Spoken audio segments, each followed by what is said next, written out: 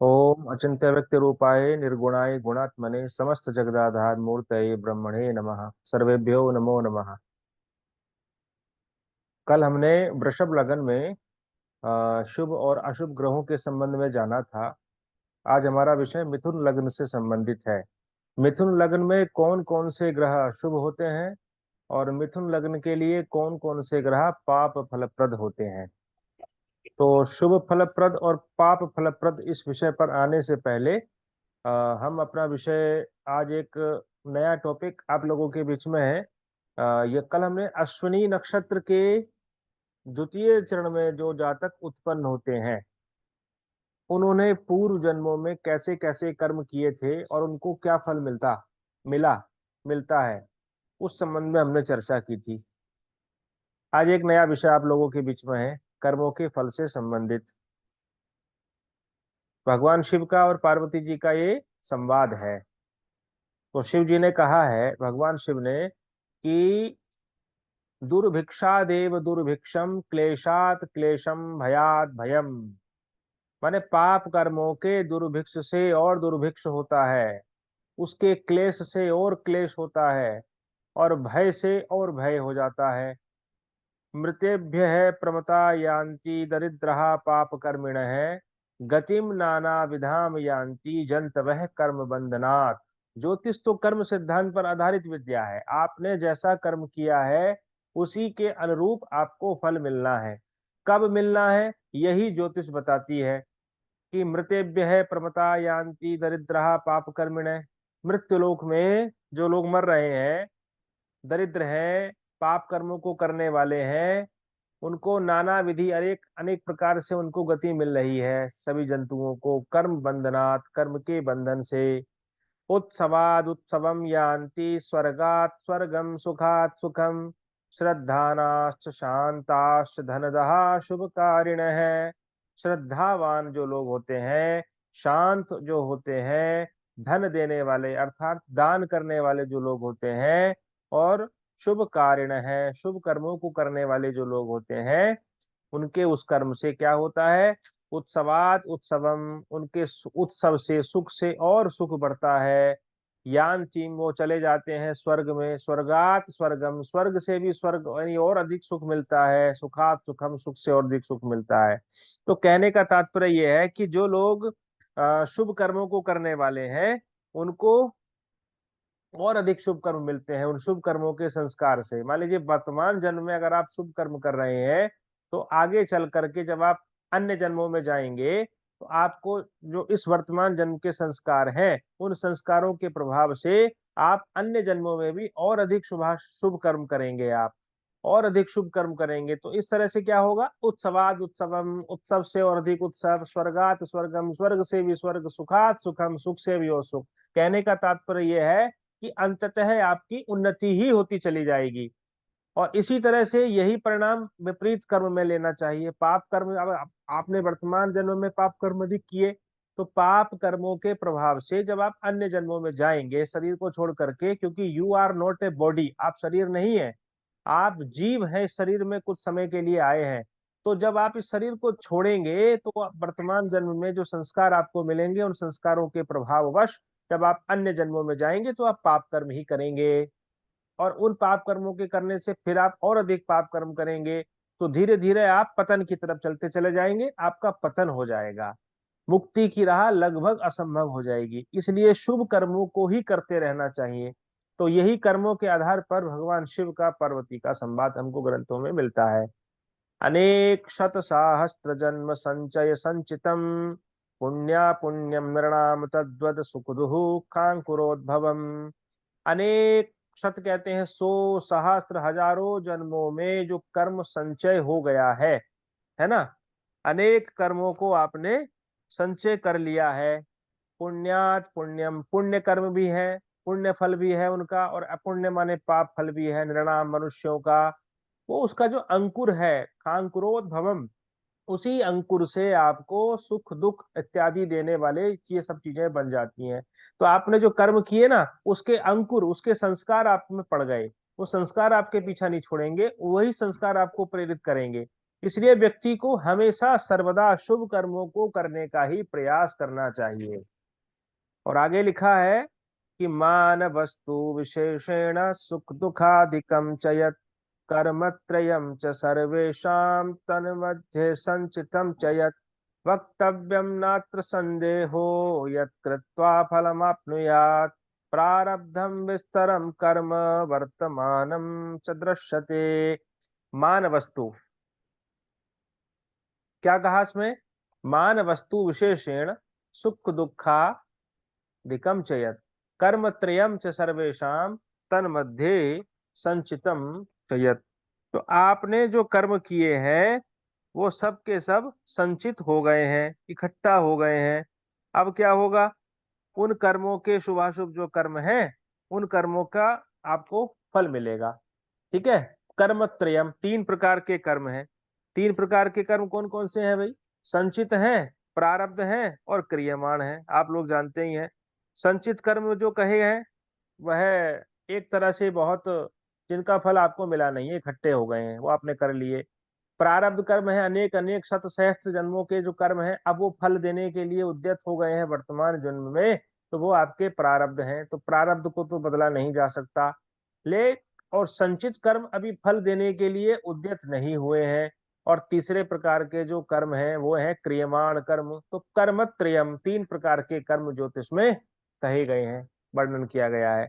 तो इसमें वक्तव्यम नात्र संदेहो यत् कृत्वा फलमाप्नुयात् प्रारब्धम विस्तरम कर्म, जो प्रारब्ध कर्म है ना वो बड़े विस्तृत है, बहुत विस्तार है उन कर्मों का, क्योंकि वो अनेक अनेक जन्मों के, अनेक अनेक शत सहस्त्र जन्मों के किए गए हैं, तो उनमें बहुत अधिक विस्तार है।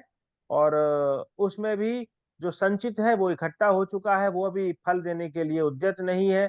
और वर्तमानम च दृश्यते, और वर्तमान कर्म जो है वो दिखाई दे रहा है।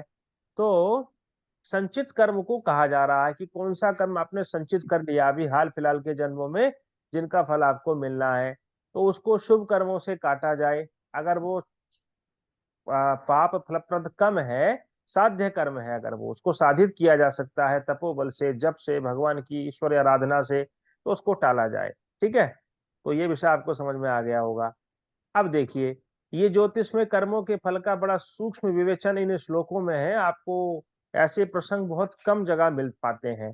तो शिव जी ने कहा कि त्रिविधम प्राणिनाम कर्म निर्णाम चैव स्वभाजम अनिष्टम इष्टम मिश्रम च त्रिविधम कर्मणः फलम। देखिए, अगर हमको ये पता चल जाए कि हम पूर्व जन्म में ऐसा क्या कर्म करके आए हैं कि वर्तमान जन्म में हमको इतना अधिक अशुभ भोगना पड़ रहा है, तो उस कर्म के संस्कार को मिटाने के लिए, उसकी प्रायश्चित करने के लिए अगर हमको कुछ मिल जाए तो हमारा वर्तमान जीवन सुलभ हो जाता है।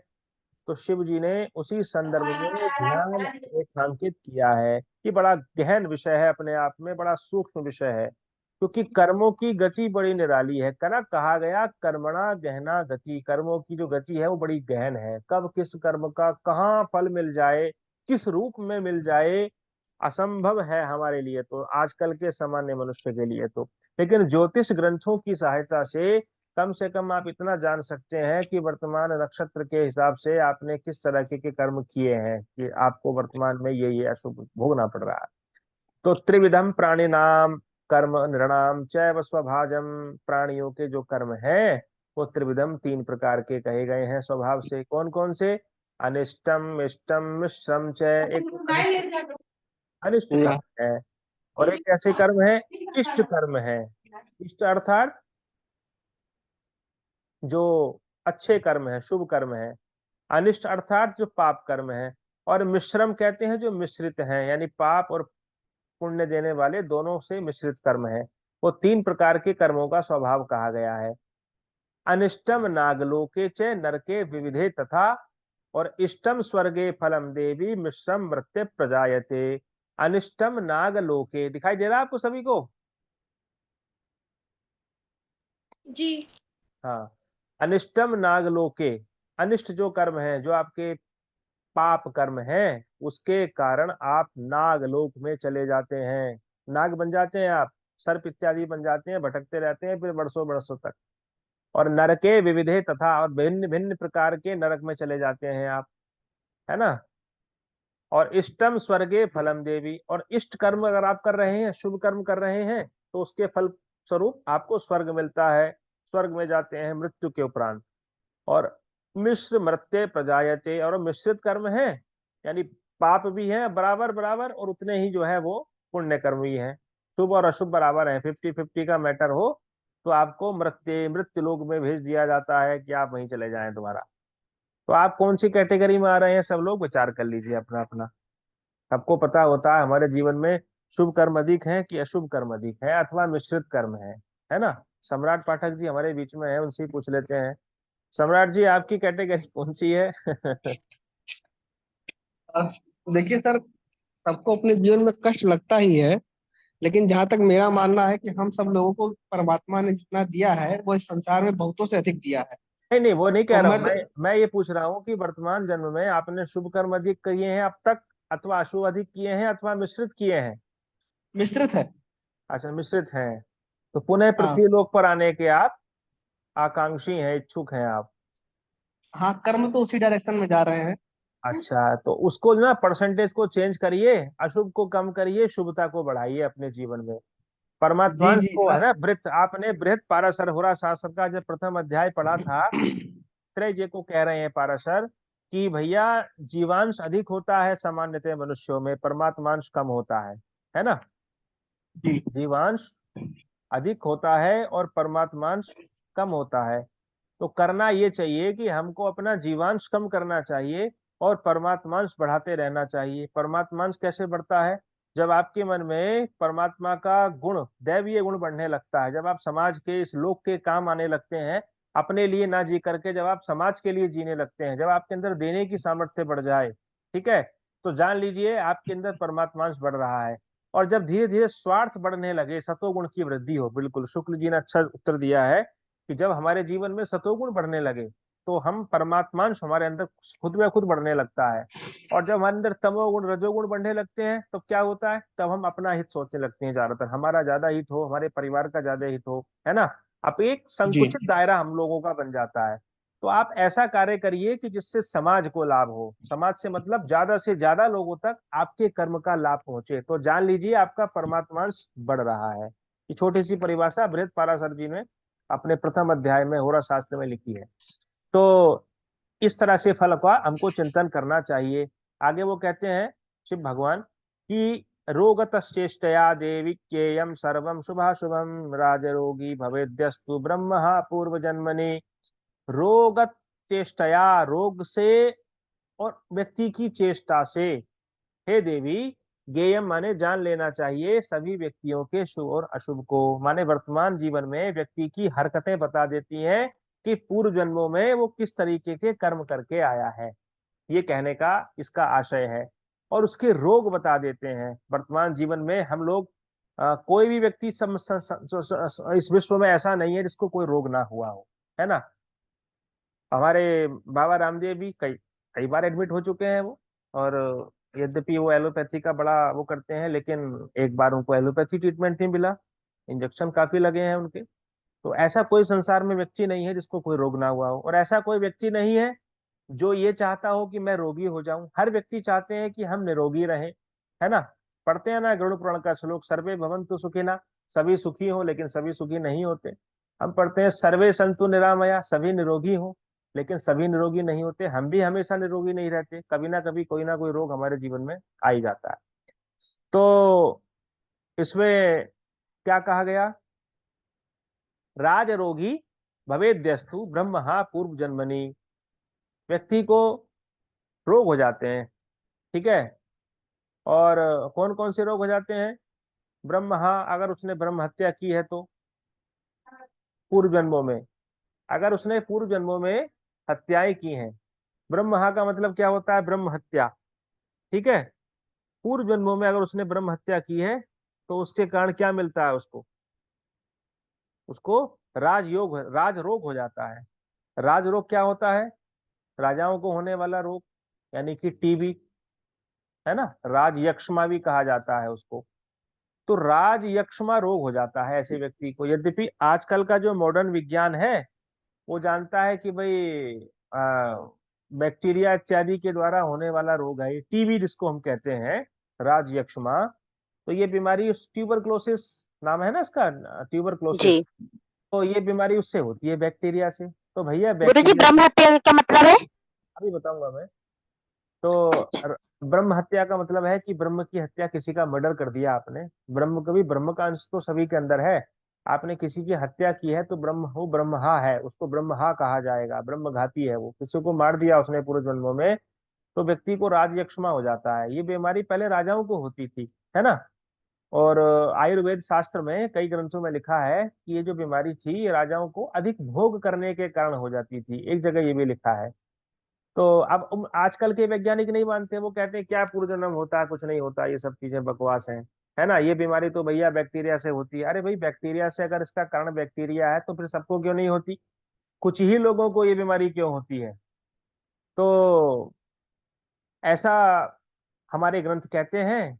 और आयुर्वेद शास्त्र में रोग के 8 या 9 कारण बताए गए हैं। क्या है कि पथ्य अपथ्य का विचार जब हम लोग नहीं करते, ऋतुचर्या का जब हम लोग विचार नहीं करते कि किस ऋतु में क्या खाना चाहिए क्या नहीं खाना चाहिए, है ना। कहा गया ना कि हित भुक ऋत भुक मित भुक। आयुर्वेद का एक बड़ा प्रचलित सिद्धांत है, बड़ा सरल सा सिद्धांत है कि हित भुक हितकारी खाइए, ऋत भुक इसलिए मैं जिससे दूरी बनाना चाहता हूँ उसको भूलने का अभ्यास करता हूँ। ये क्या मतलब है, अभी समझ में नहीं आया शुक्ल जी, अभी बाद में बात करेंगे इसके ऊपर। तो हित भूख ऋत भूख मित भूख, हितकारी खाइए, मित कहते हैं जितना उचित है उतना खाइए, और ऋत भूख का मतलब ऋतु के अनुकूल खाइए। जिस मौसम में जो वस्तुएं आती हैं उनको हमको सेवन करना चाहिए। तो ऐसा करने से हम स्वस्थ रहते हैं। लेकिन फिर भी हम बीमार हो जाते हैं। तो केवल पथ्य पथ्य से ही नहीं, कभी कभी क्या होता है, 8 कारणों में से एक कारण आयुर्वेद के ग्रंथों में लिखा है, पूर्व जन्म में किए गए कर्मों के कारण भी व्यक्ति को कुछ ऐसे रोग हो जाते हैं कि जिनका निवारण कर्म के प्रायश्चित से ही होता है। ये हम नहीं कह रहे, आयुर्वेद के शास्त्रों में, ग्रंथों में, सुश्रुत संहिता, चरक संहिता इत्यादि ग्रंथों में इसका वर्णन बड़े विस्तार पूर्वक किया गया है। तो व्यक्ति को होने वाले रोगों में एक कारण पूर्व जन्म के कर्म है। तो देखिए, यहाँ पर आयुर्वेद और ज्योतिष का समन्वय दिखाई देता है। एक ही है, दोनों ही ग्रंथ, दोनों ही विद्याएं एक हैं। प्राचीन काल में जो ज्योतिष जानता था वो आयुर्वेद भी जानता था, जो आयुर्वेद जानता था उसको ज्योतिष का ज्ञान भी आवश्यक था। अब हालांकि ये सब चीजें अलग अलग हो गई हैं। तो उस ऐसे व्यक्ति को, ब्रह्मा जिसने हत्या की है पूर्व जन्म में, उसको वर्तमान में ऐसा राजयक्ष्मा रोग हो जाता है कि वो ठीक नहीं होता, अंततः प्राणलेवा हो जाता है ना।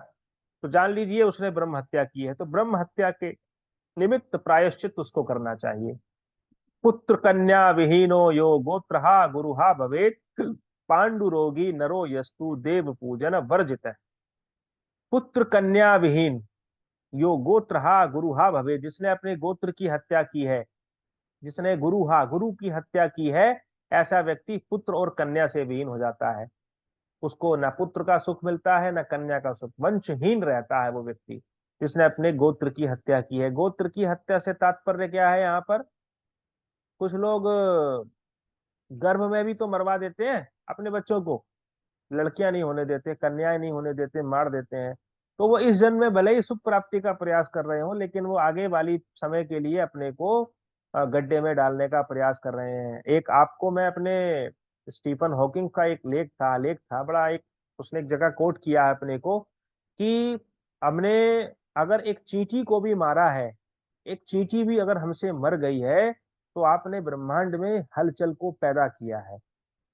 चींटी में भी जीवन था। अगर आपने चींटी मारी है तो आपने जीवन चक्र में बाधा को प्रस्तुत किया है, आपने बाधा डाली है। आप सोचिए, एक चींटी को मरने से ब्रह्मांड हिल रहा है, तो जो सगोत्र घाती हैं, जो पेट में ही गर्भ में भ्रूणों की हत्या करवा रहे हैं पुत्र सुख के लालच में, कन्या को मरवा रहे हैं, तो सोचिए ऐसे व्यक्ति ब्रह्मांड को, सृष्टि को तो खंडित कर ही रहे हैं, और धार्मिक दृष्टि से वो अपने आने वाले जीवन को भी एक तरह से ये समझिए कि उठ नहीं पाएगा उन लोगों का, ऐसे लोगों का जीवन।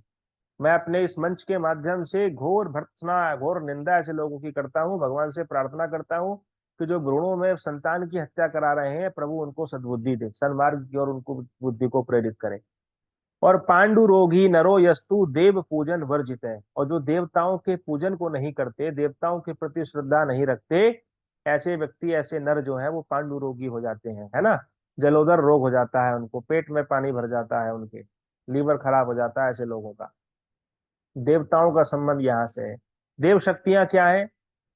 देव शक्तियां कौन है भाई? हमारे जो पंच तत्व हैं, हमारे अग्नि देव हैं, जल देव हैं, जो इनको प्रति कोई श्रद्धा नहीं रख रहा, गंगा जी को गंदा कर रहे हैं, प्रदूषित कर रहे हैं, सारा कूड़ा कचरा गंदा गंगा जी में डाल रहे हैं, पहाड़ों को दूषित कर दिया हमने, देव स्थानों पर हमने रेस्टोरेंट बना दिए, होटल खोल दिए। जो तीर्थ स्थान केवल तपस्या करने के लिए बनाए थे ऋषियों ने, उनको उनके स्थान पर हमने उनको भोग स्थान बना दिया है आज की डेट में। और अग्नि तत्व को हमने प्रदूषित कर दिया है, फैक्ट्रियां खोल दी हैं, इतनी सारी कार्बन डाइऑक्साइड, कार्बन मोनोऑक्साइड, पता नहीं कौन कौन सी जहरीली विषाक्त गैसों को हम इस वायुमंडल में छोड़ रहे हैं, वायु तत्व को हम दूषित कर रहे हैं। तो भाई कहाँ कहाँ जाएंगे? आईआईटी के वैज्ञानिक कह रहे हैं 100 साल से जीवन नहीं बचा हमारी इस पृथ्वी पर। हम लोगों ने पंच तत्वों को इतना दूषित कर दिया है कि आने वाली बस बस 90-100 साल तक का जीवन हम लोगों ने बचाया है। तो इस तरह से ये स्थितियां रही, तो सीधी सी बात है, लीवर तो खराब होगा ही होगा। आप इसको वैज्ञानिक नजरिए से देखिए कि जो देव शक्तियों को प्रदूषित करेगा, वो आगे चल करके जब वातावरण ही प्रदूषित हो जाएगा तो फिर तो शरीर के अंग ऑटोमेटिक खराब होने शुरू हो जाएंगे। तो कन्यापत्यम भवेदस्य देव निंदा कृता तदा कन्या घाती पक्षी घाती तस्या भार्या न जीवती। जिसने कन्यापत्यम भवेदस्य देव निंदा कृता तदा कन्या घाती पक्षी घाती तस्या भार्या न जीवती। कन्या घाती, जिसने कन्या का वध किया है, कन्या संतान को मारा है अपनी, अथवा किसी कन्या को खत्म किया है। पक्षी घाती, पक्षी कहते हैं चिड़िया इत्यादि जो पक्षी हैं उनको उनको मारा है। ऐसे व्यक्ति की भार्या न जीवती, उसकी पत्नी जीवित नहीं रहती है। देखिए साहब, अगर किसी की पत्नी मर रही है, दो दो शादियां, तीन तीन शादियां करने के बाद भी अगर उसकी पत्नी मर रही है, तो जान लीजिए पूर्व जन्मों में स्त्री का वध किया है उसने। वही कर्म उसको इस वर्तमान जन्म में भोगना पड़ रहा है। जो जो कर्म किए हैं सृष्टि में, जिस जिस मात्रा में आपने बाधा डाली है, वही बाधा लौट करके आपको मिल रही है। जो कुछ भी इस ब्रह्मांड में हम फेंक रहे हैं, वो हमको मिल रहा है। कब मिल रहा है? वो ऊर्जा पर निर्भर करेगा, कब आपका टावर कनेक्शन जुड़ेगा उस कर्म से, ठीक है, तब तब आपको वो कर्म, उसका फल आपको भोगना पड़ेगा। तो ऐसा करके इसमें लिखा गया है। ये श्लोक थोड़ा सा गलत हो गया इसमें। ये श्लोक है, मैं थोड़ा सा बता देता हूँ आपको अभी। हाँ, कन्यापत्यम भवे दस्य, तो जिसकी कन्याएं ही, अपत्य कहते हैं संतान के रूप में हो, कन्याएं जिसकी ज्यादा पैदा हो रही हो, है ना, भवे दस्य, तो वो क्या है? देव निंदा कृता तदा, उस व्यक्ति ने देवताओं की निंदा की है, उसने देव शक्तियों की निंदा की है, उसने देव शक्तियों के प्रति श्रद्धा भाव नहीं रखा है, पूज्य का भाव नहीं रखा है। तो ऐसे व्यक्ति की कन्या संतानें अधिक पैदा होने लगती हैं। काया घाती, जिसने काया को नष्ट किया है, शरीर को नष्ट किया है, माने सुसाइड किया है जिसने। और गर्भपाती, जिसने गर्भ को नष्ट किया है अपनी पत्नी के। धन पुस्तक हार के है, धन को चुराया है, पुस्तक को चुराया है। तो क्या होता है भाई? जन्मांधो जायते देवी नात्र कार्या विचारणय, कोई विचार नहीं करना चाहिए, कोई संदेह नहीं करना चाहिए। ऐसे व्यक्ति जन्म से अंधे हो जाते हैं, जन्मांध हो जाते हैं। तो ये फल ग्रंथों में लिखे हैं। अगर आपने ये कर्म किए हैं तो ये फल आपको भोगने पड़ रहे हैं वर्तमान जन्म में। अब जन्म से अंधे लोग क्यों होते हैं भाई? इसके पीछे मॉडर्न विज्ञान के पीछे अगर हम जाएं, तो मॉडर्न साइंस क्या कहता है कि भैया ये दिक्कत हो गई होगी तो व्यक्ति जन्म से अंधा हो गया। तो भाई वही व्यक्ति क्यों हुआ? बहुत सारे लोग उत्पन्न हो रहे हैं, जन्म ले रहे हैं, सभी लोग जन्म से अंधे क्यों नहीं हो रहे? वही क्यों हो रहे हैं? उन्हीं के साथ खराबी क्यों आई? तो उन्हीं के साथ खराबी क्यों आई, इसका उत्तर केवल और केवल कर्म है। एक व्यक्ति निर्धन परिवार में पैदा हुआ, एक व्यक्ति जो है धनवान के यहाँ उत्पन्न हुआ, उसको जन्म से ही पर्याप्त सुख सुविधाएं मिल रही हैं, एक व्यक्ति को ठीक तरह से भोजन भी नहीं मिल पा रहा, तो उसमें जीव का क्या दोष? आजकल के वामपंथियों से इसका विचार लिया जाए, इसका उत्तर लिया जाए, तो संभवतः उनके पास इसका उत्तर नहीं है कि एक व्यक्ति जन्म से ही सुखी क्यों है और एक व्यक्ति जन्म से ही दुखी क्यों है। परम परमात्मा तो किसी के साथ अन्याय नहीं करते, हम सब अपना ही किया हुआ भोग रहे हैं किसी ना किसी रूप में, है ना। एक कथा मैंने सुनाई भी थी, शायद अक्सर सुनाता भी हूँ उसको, कि चार भाई, राजा ने एक बार नगर में घोषणा कराई थी कि भाई बताओ, समान समय पर बहुत सारे लोग पैदा होते हैं, लेकिन कोई सुख भोगता है, कोई दुख भोगता है। सबकी जन्म पत्रिकाएं एक जैसी हो जाएं, लगभग लगभग समान समय अंतराल पर पैदा हो जाएं, जन्म लग्न भी एक हो जाए, नवांश भी एक हो जाए, दशमांश भी एक हो जाए, होरा भी एक हो जाए, दृष्टांत भी एक हो जाए, सब कुछ एक हो जाए, तब भी उनके जो है वो प्रारब्ध के फलों में भिन्नता आ जाती है। ऐसा क्यों होता है? तो एक नगर में, सुनिए आप लोगों ने कथा है, सुनाऊं या नहीं सुनाऊं? हाँ सुना दीजिए सर, नहीं सुनी। हाँ तो सुनाइए उन्होंने, गुरुजी। ठीक है, तो उन्होंने नगर में घोषणा करवा दी, लेकिन राजा आप किसी भी उत्तर से संतुष्ट नहीं हुआ। कुछ दिन के बाद एक बूढ़ा सन्यासी नगर में आया। उसने कहा, महाराज, इसका उत्तर आपको आपके राज्य की सीमा के बाहर एक तपस्वी तपस्वी व्यक्ति है, वो आपको इसका उत्तर देगा, आप उसके पास जाएं। राजा उत्सुकता के बस उस तपस्वी व्यक्ति के पास गया। वो व्यक्ति क्या कर रहा था? वो व्यक्ति कोयले खा रहा था। राजा ने उनसे पूछा कि भाई, वही जो जिज्ञासा राजा की थी कि बताइए ऐसा क्यों होता है। उस व्यक्ति ने कहा कि मेरे पास समय नहीं है, आप थोड़ी दूर पहाड़ी के पास जाएं, वहां पर एक सन्यासी आपको मिलेगा, एक तांत्रिक जैसा व्यक्ति मिलेगा, वो आपको इसका उत्तर देगा। राजा उसके पास गया। राजा ने वही जिज्ञासा उससे कही। उस व्यक्ति ने, वो व्यक्ति क्या कर रहा था? वो व्यक्ति अपना ही मांस नोच नोच करके खा रहा था। उन्होंने कहा, मेरे पास समय नहीं है, आप जाएं यहाँ से दूर अपने राज्य की अंतिम सीमा पर, वहां पर एक गांव है आपका, उस गांव में एक बच्चा उत्पन्न होने वाला है, वो आपको इसका उत्तर देगा। राजा ने जो है अनाउंसमेंट करा दिया होगा कि जो जातक पैदा हो उसको मेरे सामने लाया जाए। राजा ने उस बच्चे से प्रश्न पूछा कि भाई ऐसा क्यों होता है? राजा ने कहा, कि महाराज, मैं थोड़ी देर में भूखा मर जाऊंगा, लेकिन मैं आपको बता देता हूँ कि तुम, मैं और जो दो लोग आपको मिले, मांस नोचने वाला और कोयले खाने वाला, हम चारों के चारों पूर्व जन्म में भाई थे, और जंगल में हम भटक गए थे। हमारी माता ने 4 रोटियां हमको दी थी, हमको भूख लगी रास्ते में, तो हम एक जगह रुके, और हमने अपनी अपनी रोटियां खाने के लिए जैसे ही उद्यत हुए, तैसे ही एक कोई तपस्वी सन्यासी हमारे पास आए, और उन्होंने हमसे कहा कि भाई, मुझको भूख लगी है तो मुझको कुछ दे दो। वो पहले जो व्यक्ति मांस नोच के खा रहे थे उनके पास आए, उन्होंने कहा, भाई कुछ रोटी मुझे दे दो। उन्होंने कहा, मैं तुमको रोटी दे दूंगा तो मैं क्या मांस नोच के खाऊंगा? दूसरे व्यक्ति के पास गए, उन्होंने कहा, मैं तुमको दे दूंगा तो मैं क्या कोयला खाऊंगा? फिर वो मेरे पास आए, मैंने कहा, मैं तुमको रोटी दूंगा तो मैं क्या भूखा मरूंगा? तुम्हारे पास आए, तुमने अपनी रोटी का आधा टुकड़ा उसको दे दिया। राजा प्रसन्न हुए। राजा ने कहा, जाओ तुम सब अपनी अपनी, सन्यासी ने कहा कि तुम सब अपने अपनी भावनाओं से हलो। ठीक है?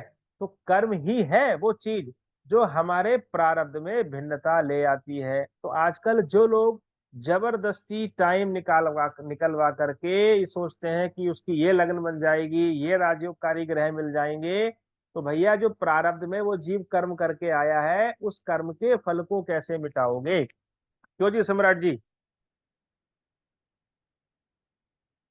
शुक्ल जी, मेरी बात गलत है सही है। है ना? तो कर्मों के फल को तो नहीं मिटाया जा सकता, इसलिए जो आजकल लोग चेष्टा कर रहे हैं ना, पंडित जी से समय निकलवा करके, और ऐसे पंडित जी भी दोषी हैं। गुरुजी आपकी ये बात गलत है। मैं ट्रेन में हूँ, आपकी आवाज कट करके आ रही है, शायद मेरी भी ऐसे ही जाए। ठीक है, कोई नहीं, कोई नहीं, चलिए। तो ये हमारा विषय था, कर्मों के फल से संबंधित। और इसमें आप लोग जान चुके कि किस किस तरह के कर्मों को करने से कौन कौन से घनघोर हमको पाप भोगने पड़ते हैं वर्तमान जन्म में, है। तो सारा कुछ कर्मों का ही किया हुआ है। शुभ कर्म करिए यथाशक्ति, जितना शुभ कर सकते हैं उतना शुभ करिए, और शुभता से और अशुभता से भी ऊपर उठने का प्रयास करिए। गीता में तो यहाँ तक लिखा है कि जो जो कर्म कर रहे हो वो मुझको ही समर्पित करो। भगवान ने कहा ना, भगवान कृष्ण ने गीता में कि जो जो आप कर रहे हैं वो सब कुछ मुझको समर्पित करते चले जाइए। आप ये मानिए ही मत कि मैं कर्म कर रहा हूँ, भगवान की इच्छा से कर रहा हूँ। सत्वगुणी भाव में आप रहिए। सत्वगुण, तमोगुण, रजोगुण है, 3 तरीके के कर्म है, तो अधिकाधिक सात्विक रहिए। सात्विक कैसे रहेंगे आप उसके लिए भगवान के नाम का जप करिए, यथाशक्ति जप करिए। भगवान के नाम जप करने में कोई कर्मकांड की आवश्यकता नहीं। हाँ, जो वेद के उपनिषद के मंत्र इत्यादि हैं, उनको जपने के लिए आपको विधि निषेध की पालना करनी पड़ेगी। वैदिक मंत्र जपने हैं, यज्ञोपवीत पहनना पड़ेगा, जनेऊ पहनना होगा, संस्कार होगा, यज्ञ करना पड़ेगा, तप करना पड़ेगा।